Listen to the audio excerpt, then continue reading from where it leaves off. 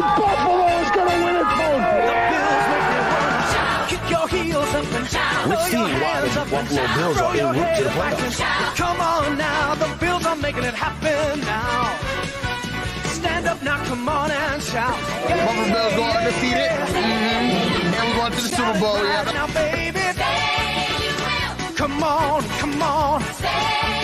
No one Come on circles the and wagon shout. like the Buffalo Bills. Yeah.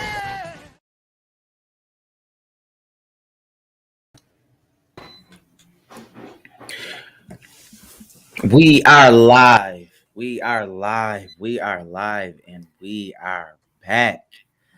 Welcome to another episode of the Overdue Bills podcast. And listen, we took a little bit of a hiatus. We were getting ourselves together. We were locked in, you know what I'm saying, our rooms, trying to, consume all Bills content, trying to, make sure everything is where it's supposed to be. Well, I got married, so Yeah, that's what happened to me. I take it back. Rad got married. A lot of things that's been going on. There's a lot of things that's been going on. Shout out to Rad, absolutely. But we're excited definitely to be back on the show. Heavy draft show. We told y'all we was gonna come with a heavy draft show. This is that show, and let me just introduce the guys. I got my guy Matty Ice. Matt, what's up, man? Nothing much, man. Glad to be back. Ready to get this draft show rolling. Absolutely. And Rad, what's up with you, man? I'm good, bro. I'm good, man. I'm ready to talk about the Bills, man. This draft is exciting. I guess this is when the season starts, right? When the draft comes. From now on, it's just gonna be heavy football, just speculating. But man, I'm happy to see what Brandon Bean got in store for us, man. Let's go. Absolutely. And with that being said, I think we have to introduce our sponsor. Shout out to the guys, Matt. Could you let the people know who's sponsoring our show today? Yes, sure. This show and every other show is brought to you by the good people at Buffalo Wing Kings. There's two things the guys over here at the Overdue Bills podcast know. That's Bills football and that's wings. Our first choice and the best choice is Buffalo Wing Kings. At Wing Kings is Wings 101 with over 101 different flavors. And their beloved Wing of the Month special, Wing Kings is sure to school any other wing place around. Hit them up for parties. The summertime's coming. I know there's going to be like some family reunions, all kinds of graduations, cookouts. Hit up Wing Kings. Let them do the work. Stop down and see them at their Elmwood Village location at 484 Elmwood Avenue, or give them a call at 716-248-1427 and find out why they say, and we know, they got the best wings in town, hands down. And make sure you mention our name, Overdue Bills Podcast. Get 10% off your order. Absolutely. Shout out to Buffalo Wing Kings. You know the vibes. All right, let's do a little bit of housekeeping. OverdueBillsPod.com. OverdueBillsPod.com. We ask you to go there. That's where you can get all your Overdue Bills content, all your Overdue Bills merch, and just some amazing things going over there. We ask you to like, share, subscribe, rate, and review.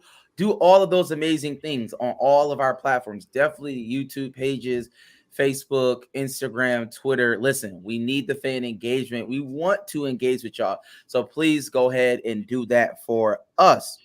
And I think we got to get into the show, man. People want a show. We got to get into the show. And so you know how we do it. Quick question of the day. First of all, let me say this. Happy birthday, Jordan Poyer. Shout out to him. Happy birthday, Jordan Happy Poyer. birthday. But we have to talk about it, man, because Jordan Poyer, even though it's voluntary workouts, he has not shown up, and he has come out publicly and said that he wants a new contract. He's in the last year of his contract extension as it stands right now. Sean McDermott has come out and he said he's talked to Jordan Poyer. He said he loves the family. He said he's been, a consummate pro and a professional. But we got to talk about it. So I got to go to Rad first. Rad, can I get your thoughts on Jordan Poyer, man? How do you feel about it? I understand, right? Seeing Diggs pretty much break the bank, seeing Von Miller coming over for all that money. And him and Hyde both pretty much been, our identity as a team, obviously Josh Allen, but defensively, our identity as a team has been, our back end. We coined him the hitman, and Jordan Poyer, all Micah Hyde, all Pro Bowl guys have been playing at elite level. And they feel like they took a team friendly deal. That's why, it's always tricky when when players feel like they take a team friendly deal, because, a couple years they always want to re-up, but they feel like he took a team friendly deal and he feel like he outplayed that contract. And in some aspects of it, I respect it. You know what I mean? How can I be mad? So Brandon Beane, he's a magician. He figures it out. We didn't feel like we had enough money, but he found money for everybody. It seemed like this offseason. So, I mean, if he could do it again, I think Jordan Poyer is definitely somebody worth giving that money to. You know what I mean? He's one of the best safeties, top 5 safeties in the league. Our identity in Buffalo is created with him and Hyde as our back ends. He's one of the best tackling safeties in the league, if not the best. Man, pay that man. He help. He allows us to only go most of the time 2 linebackers, usually play that nickel defense because he's a great tackler. So yeah, man, I think he deserves all the money he got coming to him. Interesting, Matt. How do you feel about it? Yeah, I mean, he's almost, you want to say the heart and soul of the defense at the end of the day. I mean, he's constantly in the top 3 in safeties that are the best in run support. He's up there in the top 3 and leading a team in tackles, which is crazy at the safety position when a linebacker or a defensive lineman should be taking those reins, right? So he definitely deserves whatever money that I'm sure his agent is going to be trying to break the bank. Drew Rosenhaus, he's just a guy who goes out and gets that top dollar. So he's going to be asking for top dollar. So he's entitled to that money, and I'm definitely not mad for him not showing up to OTAs. We'll see how it plays out when it comes to training camp, because at the end of the day, I know Jordan Poyer wants to win a Super Bowl and he wants to be with the guys. So I don't know how it's going to come into play with holding out or anything like that, but hopefully they can get something done. He's definitely entitled to it. Listen, shout out to Jordan Poyer, man. But I think that everybody pretty much knows the position that I take on these. He's 30 years old, and 31. Yeah, 31, and he's 31 years old, right? He just had a birthday literally today. So it's called. I like to call it curtains, right? Like it's just this idea of curtains, right? Like he still has something left in the tank, but we know that as you get to these ages, as you progress in the NFL, we cannot pay him that money. We just can't. We can't break the bank for him. That's just not how it works. It's unfortunate, but that's just how it works in the NFL. Because, yes, Rat? No, I'm saying no. You can't break the bank, but it's ways you can like guarantee money. Like his contract, he more not incentive based, guarantee more upfront. Add to that sign-up bonus he got. Just give him more money, make him feel more appreciated. He don't got to hit incentives as much as he do with the current contract he got. Just make it more guaranteed money, not more incentive based. I think that's one way you definitely can approach it. But you can finish.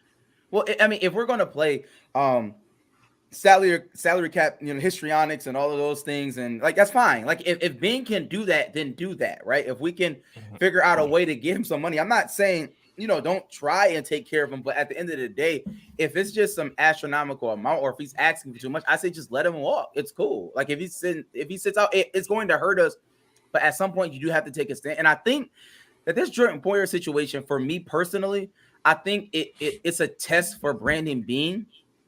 Because obviously we didn't draft Jordan Poyer. He was a 7th round draft pick, but he did come when Brandon Beane came. Like that was one of his GM moves to bring him in. And it was a great move, amazing move. And we did give him some money, but at the same time, right? I don't know if he has an affinity for him. Maybe not, but we'll see. I think it's a situation where I'm kind of looking at being like, let's see what you do. This is not an easy situation.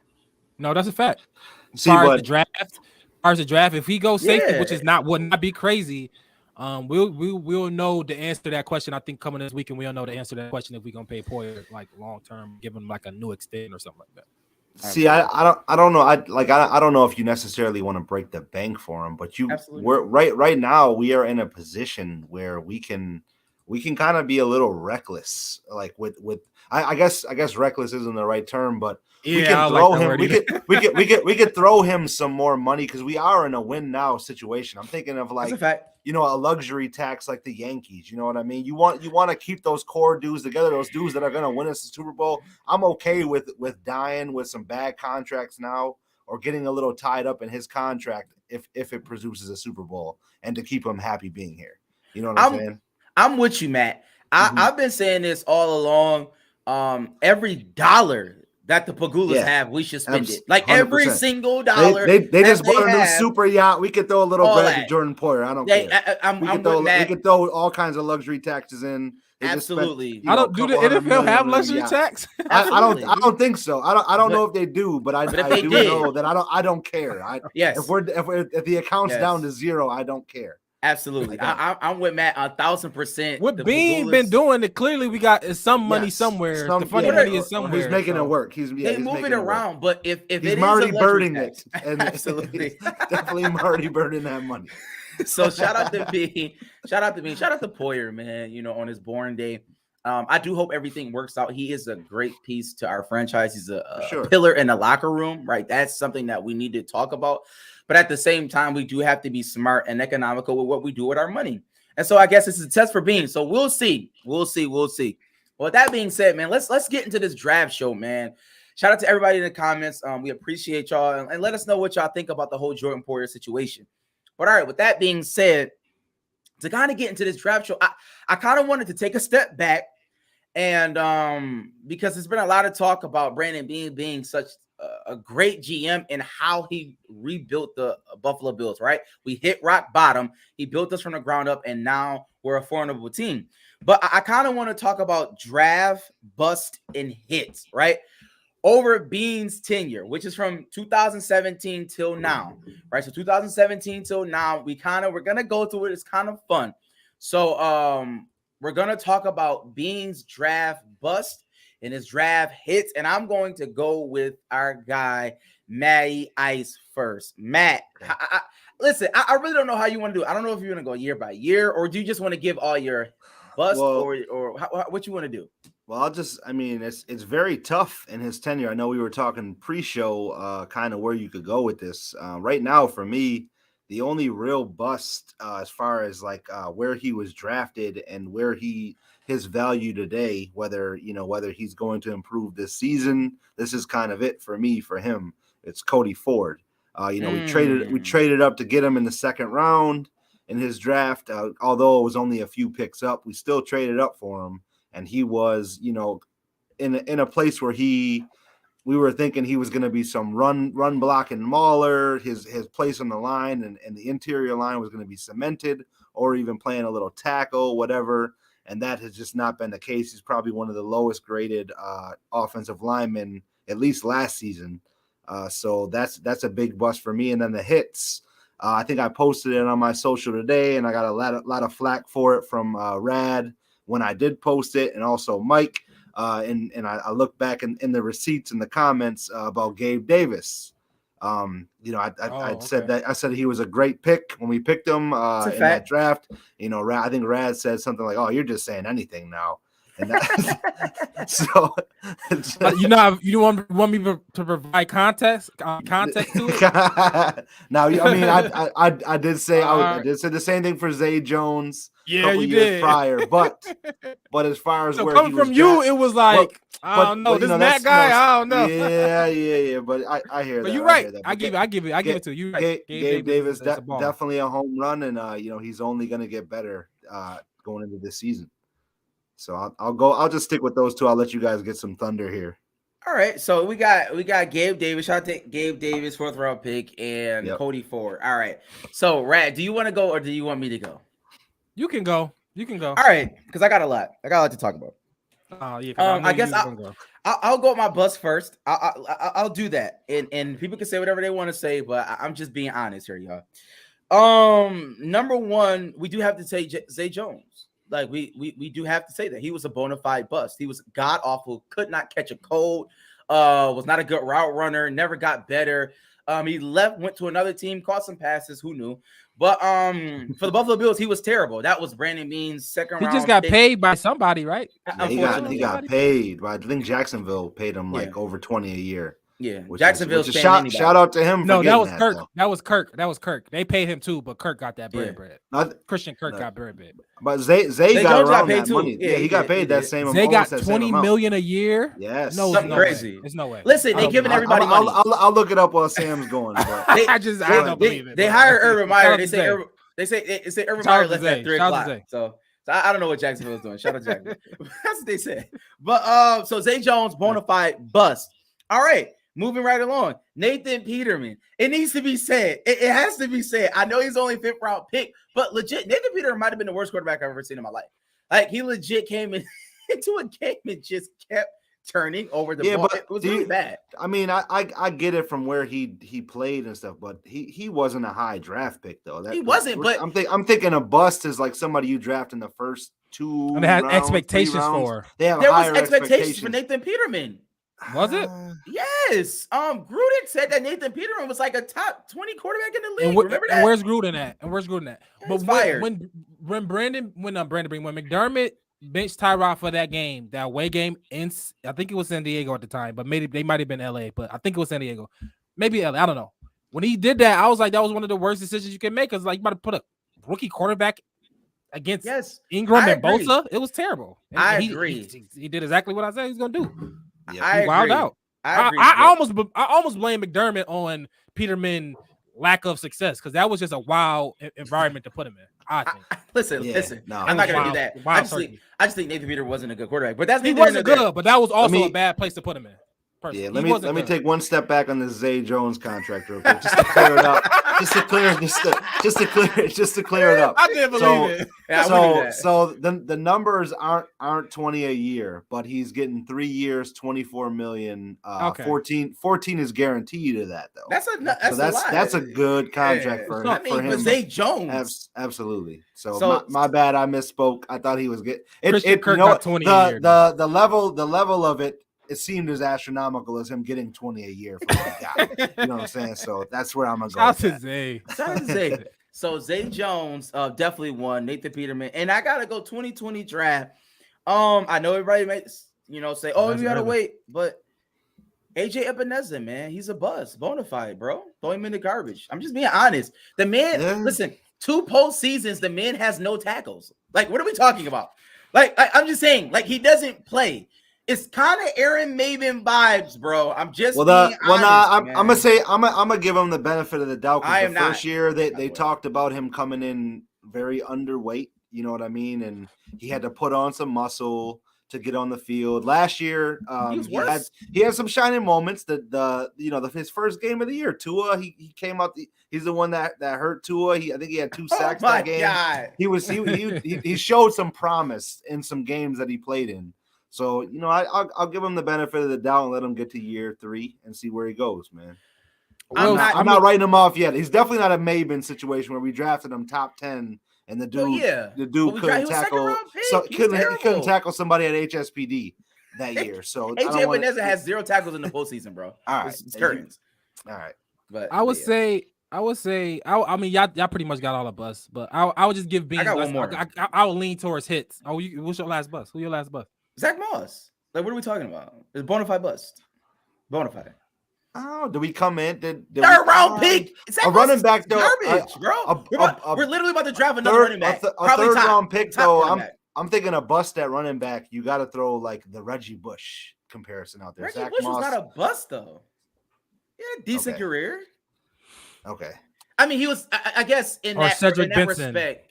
Or Benson. Yes. Yeah, a third rounder at running back. I'm not as mad about as I'm just saying he was a bust. I don't know. I don't know if you can say he's a bust though. What are his expectations coming in as a third rounder though? We thought that Matt. Did we think he was going to be the every down back? Bruiser. You told me Zach Moss was going to be a goal line scorer. None of that ever happened. He was that though. When he got in on the goal line, he was scoring touchdowns. Bro. It's not like he wasn't doing that job.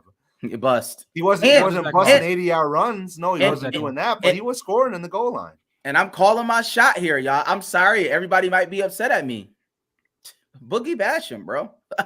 Bro, you don't even know, bro. All right, You just talking now, bro. All right, it's not good science. It's not good science, y'all. That remains to be seen. That remains Bus to watch. be seen. Year Put him two. on Bus year Watch. two. That's a new segment for y'all. Bus Watch. Bus But Watch. anyways, Rad, how you feel? I like that. I mean, I guess I lean towards the hits. I mean, I think Brandon Bean's whole 2018 draft, not whole 20, but the 2018 draft to go Absolutely. Josh Allen, Tremaine Edmonds, Harrison Phillips, Teron Johnson, Saron Neal. Like what? Like even like that's just a crazy. That was just a crazy draft that he did. I think he hit more than he bust for sure. Probably. I think he probably batting like 700. Like I mean, he's batting a good percentage. Y'all can talk about more y'all hits, but that whole 2018 draft is like, I'm gonna be. I mean, obviously Harrison gone, but Teron Johnson, Tremaine Edmonds, and Josh Allen. I mean, Saran Neal on special teams is just them outlier guys. So I think that whole draft. Was that his first draft? No, 2017 was. Okay, well, to come back with your second draft, that was a great draft. It's a great draft. I think I'll add that 2017 draft. We drafted Matt Milano in the 5th round. I mean that's a hit, right? Granted, Josh Allen is the ultimate hit, right? We wouldn't be here without Josh Allen, but like Matt Milano in the 5th was amazing. Dawson Knox in the 3rd, like that's a good. Dane Jackson in the 7th. Yes, that's a great pick. He slotted in as the starter this year. Absolutely. Well, we're going to talk about the draft because he's not going to be starting. But Spencer Brown in the 5th, that's a good pick. He's a good, solid lineman. Like for me, I think that with Brandon Bean, granted, like when you hit on the highs, that's amazing, and we want you to do that. But when you get into the 4th and 5th and 6th round, when you have a GM that can find those guys, right, that can really be difference makers, or that can really be solid team players. Like I love that. That was the Patriots, right? You know what I'm saying? Like the Patriots, that was their MO. Yeah. For some reason, like the 6th, 7th round, they would move back, but they would get these key guys like that you could just pencil in. And it was like, we need somebody like that. And Brandon Bean is doing an amazing job. I listen, people say that I'm acting up. I'm just being honest. Boogie Basham, I pray that you are a great player. You're on Bus Watch, bro. I'm just being honest. He should be fine. He should be fine. I mean, I don't know, but I think it's a lot of veteran presence. The whole D line pretty much. I think we improved our D line to improve. That's probably going. It's a potential to be the best unit on the field on all sides. It might be the best unit we got right now is our D line. It potentially that's saying a lot, because our backing was so good. Hopefully Trey White come back healthy, but our D line, should be our best unit. Moving forward. Yeah. All right, before we kind of get into that, because we're going to get into positional needs, but let's kind of talk about draft style, right? Let's kind of transition to draft style, because there are a lot of trains of thoughts out there. We saw, even in 2020, Brandon Bean traded up. Let's take that back. We traded a pick for Stephon Diggs. I won't say that. We saw him trade up in the past, though, but I'm saying he traded a first-round pick for Stephon Diggs, which some people suggest, Rad, when we were talking about in pre-production, he said some people said that was the best, what was the even trade of all time? Yeah, the most even trade, in NFL history. They got Justin Jefferson. We got Stephon Diggs, right? Kudos to everybody, all parties involved. But I want to ask Matt and then go to Rad. Matt, how do you feel about the draft style? Is it subject to the year, or do you feel like the moving back is the way? Get more draft capital as the draft goes along. Do you feel we should trade picks willy-nilly? Like, how do you feel? What's your kind of feel on it? Well, right now, I mean, it's very it definitely goes by the year, right? What we need, what the strongest group is in the draft, right? As far as position wise, right? And if something that we need is what I would say like a critical type of position, like a quarterback, like a corner, and like a D end, right? If we had nothing in on the shelf for those positions, then you want to throw the kitchen sink away. We're in a very good position to where we can be able to move back and not be hurt that much. But also, Bean is a very big board guy. Like he has his guys, and if they're gonna fall in that spot, he doesn't hesitate to trade up or get or stick with those group of guys. So I like definitely how Bean has handled it, but it definitely, like you said, it goes by what you need and what positions are plentiful in the draft. Interesting, right? How do you feel about it? I'm open to it. You know what I mean? Like a lot what Matt said. I like, if we trading up, I like for those, those critical positions, like he said, quarterback. For me, quarterback DN, cornerback is third, but quarterback DN. If you want to trade up for a quarterback or a DN, I'm all for it. I'm never going to be mad if you do that. Wide receiver and running backs and all that stuff is not necessarily what I want. Maybe left tackle is up there too, but them tools, if you want to trade up for those guys. And when you trade up for a player as a fan base, it kind of energizes us as a fan base. You're like, oh, we moved up to get this guy. Like he coming in with some, we moved, heaven and earth to get this guy. So it energizes the fan base. Hopefully it motivates him even more to know that, oh, this team really wanted me. I didn't just end up here. They really wanted me. So I'm not against even moving up. You know what I mean? I, if it's a quality player, like we moved up for Tremaine Edmonds, I like him as a player, but that's not one of the positions that I would necessarily move up for. But hey, you know what I mean? We wanted him. He gonna be one of the guys. So so I'm all for it. I'm all for whatever. I'm for targeting the guy and go and get the guy. Yeah, no, I'm gonna piggyback off Rad too. It's definitely exciting to move. It's kind of garbage being where we are now because we're not drafting until like 11 o'clock at night. So the draft starts at 8 o'clock. We're gonna be chill. I'm just saying we're gonna be if we stay at 25, we're gonna be waiting. So that moving up, it definitely is like, all right, I'm awake now. I'm ready. Like, ready good. To see who we get? It put us there's one bad taste in our mouth. Going up in that first round a couple years ago with Sami Watkins. Yes. Oh my God. So that's something, but it like Rad said, it is energizing. It's exciting. So that's a part that I wouldn't be mad about either because I would love some extra excitement on draft night, at least the first night. That'd be cool. Listen, I'll say this. It's a thing about Sami Watkins that he's the worst best player in the NFL. I don't know what that means. He's the worst best player in the NFL. Yeah. I mean, he has some highlights. He got some because he in Green Bay now, so it's like he might be eye for Green Bay. So I say this: Sami Watkins stay with a contract. But shout out to Sami though. Shout out to Sami. I'll say this: if Zay Jones is out here getting contracts, I'm not mad at Sami Watkins getting contracts. Zay don't play. Yeah, Zay Jones. Zay Jones is on the field for some reason. I mean, he plays. And Sami Watkins' family. Shout out to Sami. Prayers to his brother. Prayers to everybody involved. But all right, let's. I got to get my position on this. Let me say this.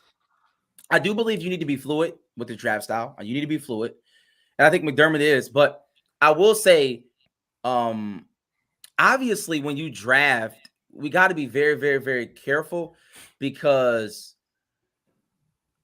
I like moving back and getting more shots at the player, right? Because the draft is a crapshoot. It's hard, so it's very difficult. So I get that idea, moving back and see if I can hit a dart. But I mean, it is what it is. I think you need to be fluid, but I think we cover all those bases. But with that being said, we got to go into position on this before we kind of get into the draft and name those players. So let's get the groundwork first. Let's target what positional needs we need. Now, granted, when you're a great team, you're not supposed to need a lot of players, right? Like that's just the idea of it. But I guess we do this draft. We do need some help at certain positions.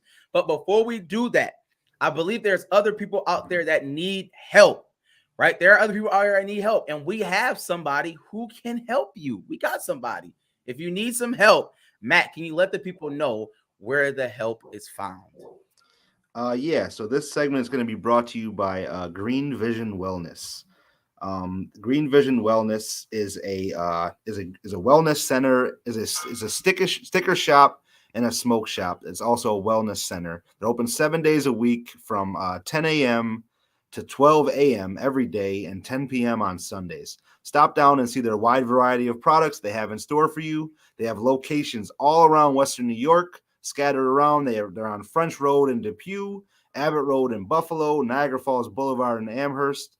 And they have also Washburn Street in Lockport, and they just opened a new location in Batavia on Main Street.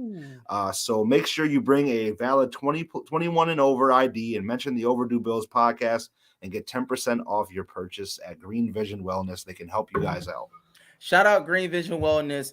I just got a little hit on the iPhone. It says that Packers might be trading for Darren Waller. I know this is not a Packers show, but I just was like, oh wow, it's kind of crazy. But anyways, I don't know. Retroactive trade. They're doing it right now.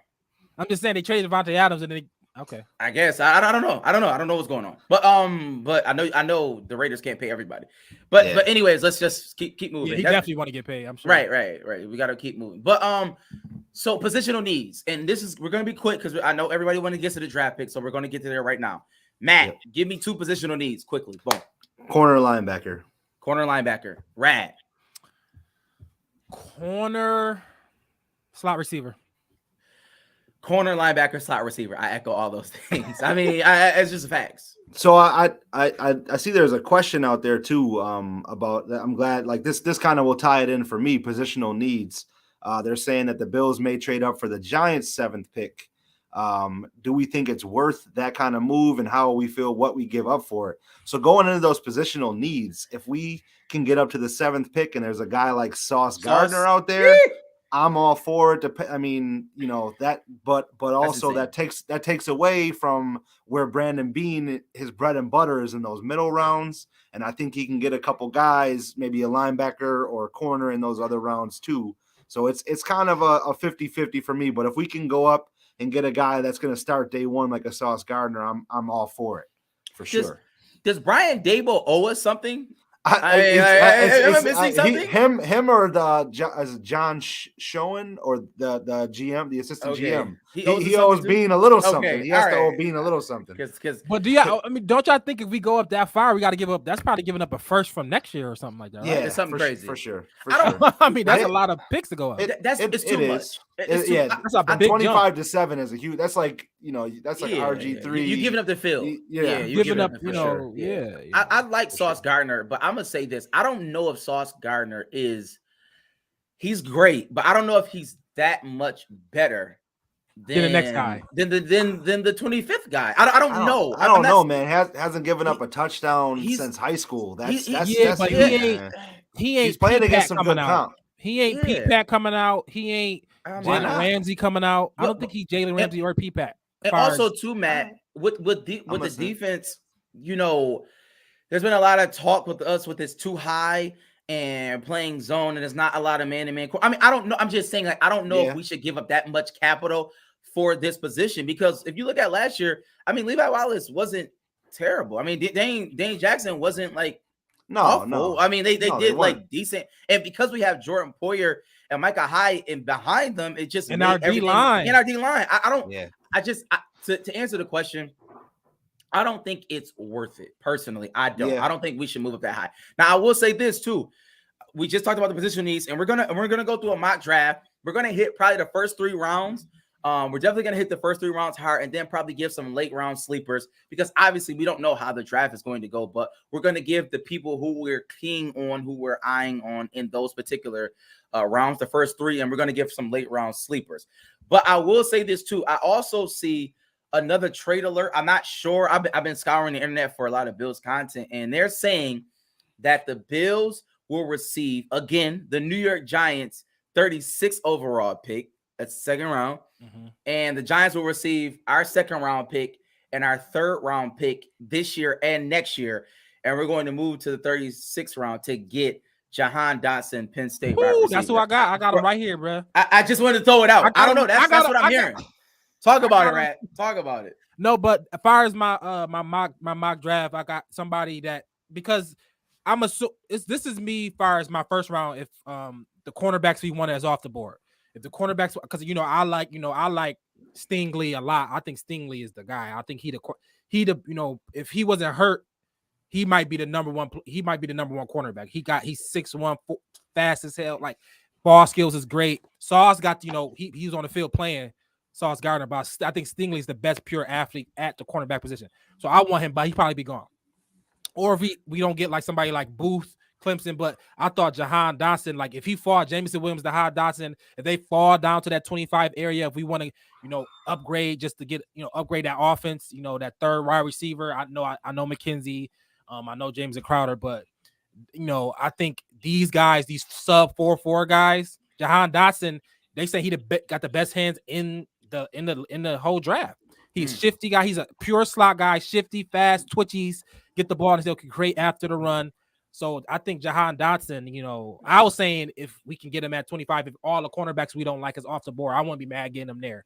But if they still got a way to get him, I think he's a great slot guy. He the guy that could come in and play right away and make an impact. He's that good, I think.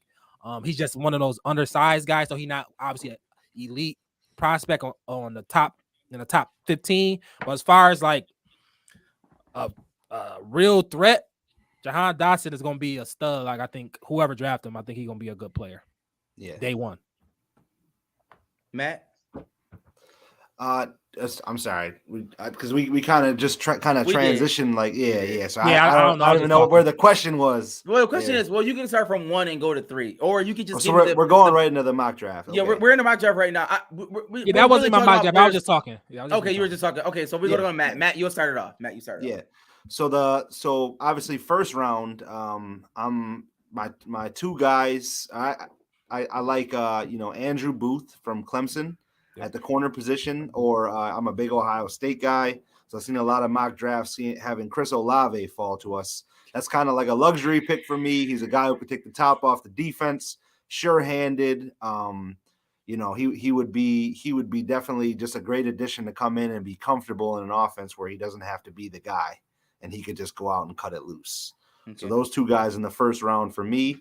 And then the second round, I would kind of go either way, kind of where we draft the first round here. But how about you just do your first and I'll do my first. Go ahead, right? Yeah, go ahead. So for me, obviously, I talked about Stingley, who I want. That's my dream pick. Yours, Olave, mine is Stingley. I think Stingley is the best cornerback in the draft. I think if we get him, that would be beautiful. Obviously, I think we are probably targeting somebody like Booth. I think Booth is probably like Matt said, is somebody that we're obviously targeting too out of Clemson. But for me, if we don't get one of those guys, I'm good with going receiver here. I talked about Dotson, but I also good with go with Jamieson Williams here. If Jamieson Williams fall from Alabama, they say he 4.2, like he even faster than Olave. He came and was the Alabama's best receiver. And if we can add him with Davis and Diggs, I think he had definitely stretched the field. So mine is obviously we go corner first, Stingley or Booth. If you want to trade up for Stingley or just stay in pat for Booth. But if not, if we want to go receiver, I like Jamieson Williams or Jahan Dotson as my wide receiver picks. I think Bean is gonna get itchy and move up. I do. I really do. I mean, because I'll say this. If we stay at 25, I do everybody that you name, I'm fine with. But what I'm seeing, a lot of players who are going to be taken. It's a guy, Trent McDuffie from Washington. He only runs a 4.4 cornerback, but I just like the fact that he was heavily touted. Right, he was a top 10 prospect coming into college. He wasn't bad at Washington, but I like those guys who have pedigree. Right, he has. That's the Stingley for me. That's the Stingley. Yeah, like so McDuffie for me has pedigree. I used to watch him in like passing league 707. It was like, what I mean? You see certain guys, and it's like, he wasn't like a world beater at Washington, but he's a first round talent.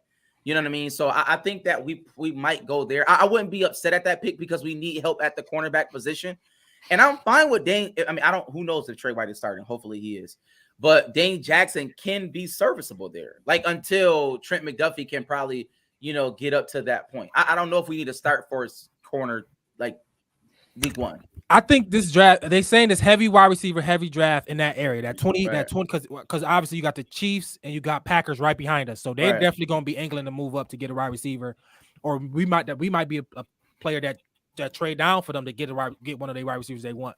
But my question is, would y'all be disappointed if we not coming away with the cornerback or receiver? Like, if we get O-line here, if we go D-line here, would y'all be a little disappointed? No, we're not. What's the position that I think that you'll be like, yo, why do you do that? Well, you know what? The only other position I can see us going for in this first round is linebacker. I know, I believe his name is Nakobe Dean. Maybe I got his first name wrong, from Georgia.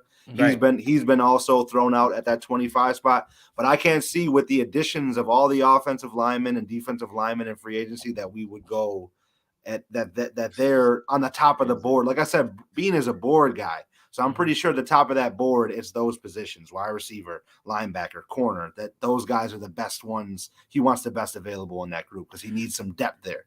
He does need depth, but I will say this: I'm not upset going best available talent on our board. No, I don't know what it is. I would assume it would be a wide receiver or a cornerback. But if it happens to be like an offensive lineman that slipped and Bean is like, yo, I can't believe it. I can't argue with the man, right? Like, I'm not going to argue with him. The guy from Michigan, too, has been falling down a lot of boards. David Ajabo. He was, before he tore his Achilles, he was a first round pick. And right now we have Von Miller and some depth on the D-line. Listen. Do we take a flyer and let him roll for a year and let him come back crazy? We know AJ Ebeneza's we never know. We never know, really. But I can't see him going away from those positions that first round. I can't, because we're in a win-now scenario. Yeah.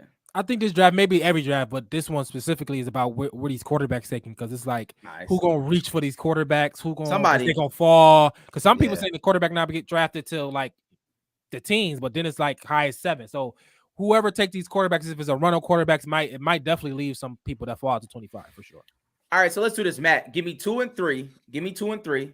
Okay. Brad gonna give me 2 and 3. I'm gonna give 2 and 3, and then we're gonna give a late round sleeper. All right. And So my number 2 kind of is dictating where we go at number 1. Yep. I could see Bean trading up in this round here, this second round, because he's been known to do that, to trade up to try to get a guy that's on his board, right? And I could see a guy, like you said, a guy with pedigree, like a Roger McCreary from Auburn. I know I mentioned him when we first started talking about this. He's a veteran guy, he's a physical corner, played in the SEC against all these, against these highly touted wide receivers that got drafted in the first rounds over the years and did very well against them. And then also there's the running back position. We have Breece Hall, who's been linked to us these last couple weeks. Devin Singletary is in the last year of his contract, so we probably got to get another guy in there at least. There's Breece Hall, and then there's Kenneth Walker, the second from. I'm sorry, he might be the fourth. I might be tripping on the which Kenneth Walker. I think he's the third. But from Michigan State, he's a workhorse. I mean, he's a stud. He played any great running back out of the Big Ten. I like, you know what I mean, and he's one of those guys. So I would love a Kenneth Walker at the 2 pick, or if we can even get him in the third, come up in the third for him, that'd be great. And then my third rounder, I got to go with the linebacker position, who's probably going to be my favorite pick if we get him. Okay. Is a guy he played on the same team as Sauce Gardner, is Darren Beavers. He's a linebacker. He's an older guy. He was really the heart and soul of that defense. Sauce Gardner was the flash, but Darren Beavers did all the dirty work. He led the team in tackles for 3 years straight. He was definitely a worker. He did his thing. So that's my pick in the third round. Right. Can we give 2 and 3? All right, my 2, obviously, like Matt said, dictate on where we go first. Hopefully, first, I'm good with just going I'm good like what Sam said. I'm good with going best available, right? If we go best available, and then whoever that may be. But then, like, say if we go cornerback, a wide receiver available in that draft. Obviously, I want an Alabama receiver, but I like John Mechie from Alabama. I think Mechie from Alabama. I think he's, fast. Alabama receivers, I mean, you need to get you one. I think, most of them usually do good coming in the league. They just good receivers. I like them coming out the league, so I like John Mechie. But if we go wide receiver early in that first round, second round, I like Kyer Elam from Florida, 6'1", fast. He run like a 4.39 in a 40, super fast, 6'1". Like he can move really good. So if we can get him in the second round, that'd be a great addition. That's somebody I'll be cool with as going in because he just got the measurables to be an elite guy, especially how we play not man to man. He fast, he long enough. So I like that. Third round, I like Masek. I like running backs. I like James Cook, right? I like James Cook. He is right now passing down back from Georgia, Dalvin brother. He can get the ball. He can make a play. He's not a big guy who can like break tackles or nothing like that, like a Singletary, but he can catch the ball out of the backfield. He's more natural pass catching back that can help that Singletary this year. You know what I mean? I know we got Duke Johnson, but I'll take a James Cook. Or like Isaiah Spiller out of Texas Tech looks good, another running back. So I'm thinking running back in the third round. That's our sweet spot clearly for running back. So I like James Cook or Isaiah Spiller as our third round backs. For the second round, if hopefully if he can fall, Treylon Burks from Arkansas, he's not necessarily the fastest per se, but I think I wouldn't mind moving up for him. Like, I know that Jahan Dotson, they I don't know who put that trade up, but somebody did. But if it's something like that, Treylon Burks, I think is a good person to move up for a wide receiver. He's not necessarily the fastest, but again, he has great hands. That's about second round. And I was looking because I know we need, depending on what we do, obviously, but Marcus Jones from Houston, he's a cornerback. They say he's twitchy. He's explosive. I was looking at some highlights. I don't want to say he reminds me of Trey White because Trey White is not the fastest person in the world, right? We understand that, but he has good ball skills, right? So he's 5'8". Marcus Jones, not the tallest guy, but I think he can fill a role for us. And they say he's coachable, whatever that means. That wasn't one of the things. He's coachable, and we need people who are coachable. So, Matt, give me a late round person. So it's gonna be kind of boring, but it's a guy that we may need. I mean, we really didn't need this position a lot last season, but there's a guy who's been linked to us in Matt Ariza. He's a punter from San Diego State. He's every person who's a real punter freak out there, they love this kid. Pat McAfee talks about him all the time. The punt god, So with Matt Hawk and his up and down every game, it's just we don't know where we're going. I wouldn't mind taking him. We have the luxury of drafting a punter in this draft, I feel. So I feel like he could go later in our draft and be a good addition to the team. Okay. Rat. I don't know. I really I don't want to, you know what I mean? I don't really know because I don't want to. I don't know. I hopefully we get some depth on the O-line. Because I don't know because Bean usually he got some great late round picks. So he does. And this where he make his money. And I think he gonna have a good draft here. So I'm not sure. I haven't dived that deep, but I trust Bean. I definitely trust Bean. Yeah. I trust Bean too.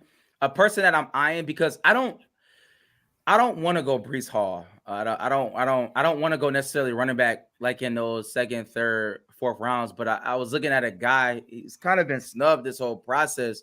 I've been hearing people talk about Brian Koback, running back from Toledo. He has like over 4,000 yards rushing. Yeah, it's like, wow. I mean, like that's crazy. Yep. Like, I mean, it's like when you see a guy like that, those guys are serviceable. Even the guy, his name is in my mind for the